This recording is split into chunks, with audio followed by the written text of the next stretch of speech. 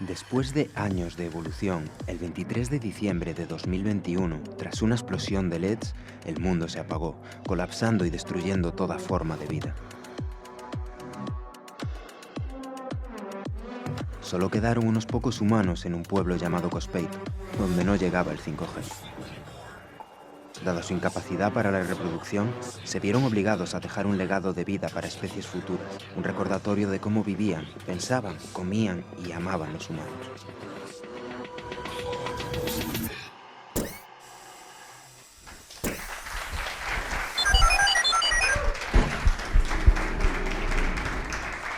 Cargando programa.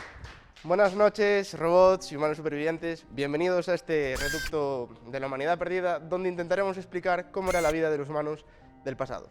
Soy Paco el Gigante y, como ya os he explicado, perdí la memoria sobre cómo éramos los humanos en aquel resplandor de luces LED provocado por Abel el Caballero. Pero vamos a ver, si tú fueses un humano superviviente de aquella explosión de LEDs, entonces tendrías más de 300 años. No mientas, por favor. Alexa, para. Y deja que me tire el rollo, que para algo es mi programa. Bueno, pues con colaboradores tan majos como Alexa, Thermomix y Dea, voy a intentar explicaros cómo pensaban, comían y amaban a aquellos humanos.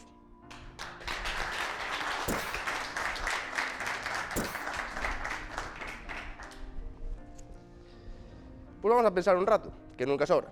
Parece que era ayer cuando hablábamos de la adolescencia. Es que fue ayer, para ser exactos. Gracias por tu inestimable colaboración, como siempre, fundamental, Alexa.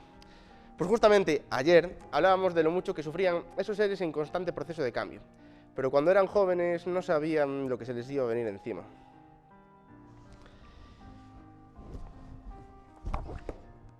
Ancianidad, senectud, vejez, antigüedad, chochez, un montón de sinónimos que reflejan una misma preocupación, a la que hoy dedicamos este Piensa, Come, Ama. El envejecimiento.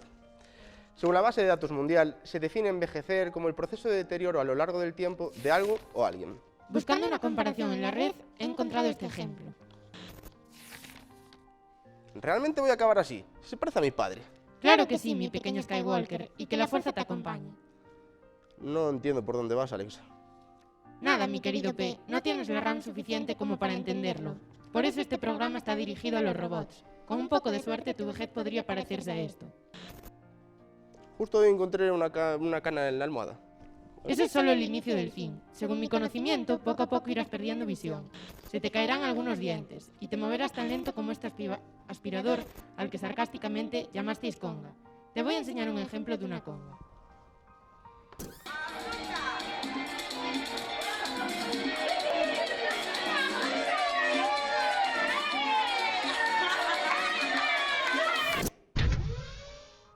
Gracias, Alexa, por tu gran descubrimiento. Según los últimos escritos, realmente hay algo que ni nosotros tenemos, y es la sabiduría. ¿Estás diciendo que eran más listos que los robots? Pues eran algo así como el último iPhone 3500, capaces de tener almacenadas todas las historias que pudieses imaginar. ¿Que te apetecía escuchar una historia sobre la Segunda Guerra Mundial? Ahí estaban ellos en primera línea de fuego para contarte una de sus batallitas. Podían pasarse horas y horas hablando y recordando. Por eso, una de las cuestiones que más les afectaban era la pérdida de la memoria. ¿Como un fallo de concepción del sistema? En tu caso sería eso, para que me entiendas. Es algo que se puede solucionar con una actualización. No me parece tan grave. Pues resulta que ellos, para estar totalmente actualizados, se tomaban lo conocido como pastillas. ¿De frenos? No, Alexa, hablo de unas minidosis que se administraban diariamente, de diferentes colores y tamaños. Mira si eran sabios que se acordaban exactamente de la hora y cantidad que tenían que tomar sin necesidad de ponerse una de tus alarmas. ¿Pastillas como en Matrix? Efectivamente. Incluso se decía que, aparte de actualizarlos, hacía que viajasen a realidades alternativas.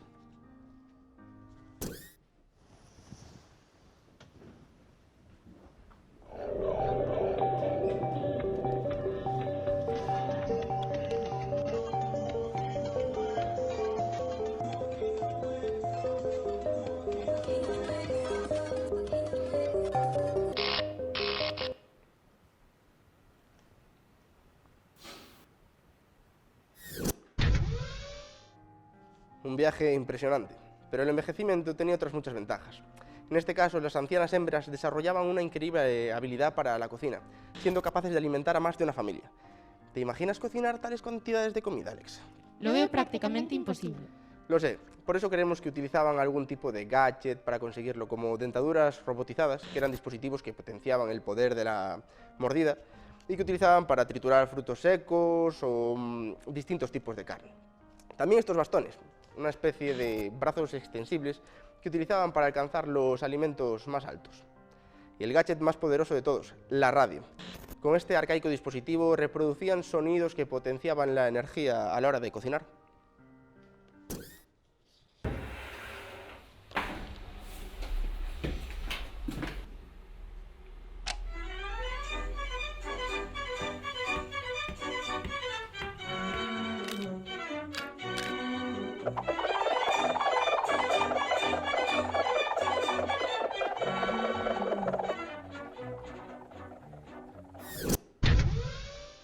Pero Alexa, no pienses que la comida la hacía en vano.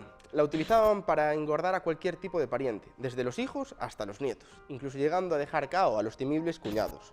¿Y cuál era el propósito? Pues se cree que el primer lunes de cada mes las abuelas quedaban para analizar quién era la abuela perfecta. Para ello reunían los kilos que habían ganado cada uno de sus familiares y los comensales, y la que llegase al número más alto ganaba. Hacían tales cantidades de comida que podías pasar de una talla S a una XXL en solo un fin de semana. ¿Eso no se podría considerar tortura? Desde luego que sí. Y los más perjudicados eran todos aquellos que estuviesen en edad de crecimiento, los adolescentes. Venga, toma un poco más, hombre, que estás en los huesos. No, abuela, no puedo más.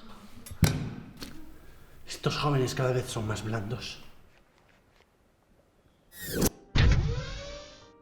Sabemos que las personas mayores no solo cocinaban a gran velocidad, sino que también se involucraban en una red de juegos de azar, en la que apostaban sus pagas en pasatiempos tan peligrosos como el bingo o el dominó. A veces esto causaba disputas épicas como la de estos dos ancianos de Lugo.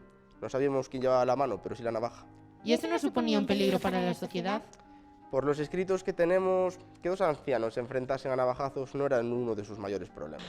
Sin embargo, los gráficos arrojan datos en los que se desvela un crecimiento exponencial de asociaciones. Entre ellas destacan asociaciones para los bailes del domingo y la conocida como Secretos Anónimos, un confesionario donde desvelaban los lugares más deplorables en los que guardaban sus kits de costura.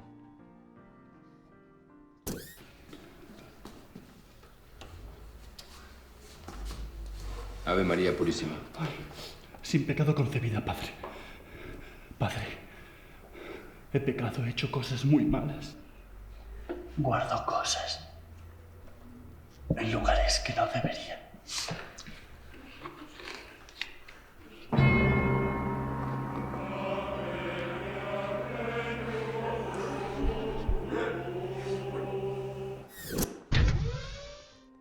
Como ves, el mundo de la senectud a veces era complejo y oscuro.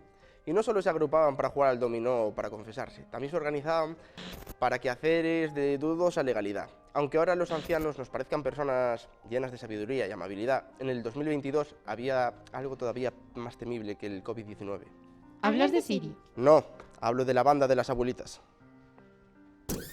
Esta ciudad vive aterrorizada. Una espantosa violencia ha venido volando y se ha posado sobre la urbe. Avasallan, roban, empujan. Es la salvaje banda de las abuelitas.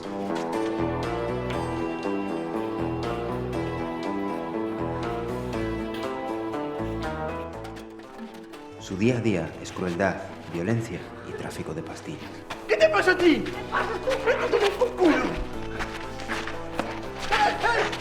¡La dentadura! ¡Pártele la dentadura! Además de para hacer el mal, la jubilación les dejaba mucho tiempo libre para entretenerse con cosas tan banales como observar la construcción de antiguos monumentos de viviendas que aún hoy están sin terminar, o alimentar estos útiles animales alados que habitaban en los parques. Efectivamente, según la BDM... Ya sigo yo, Alexa.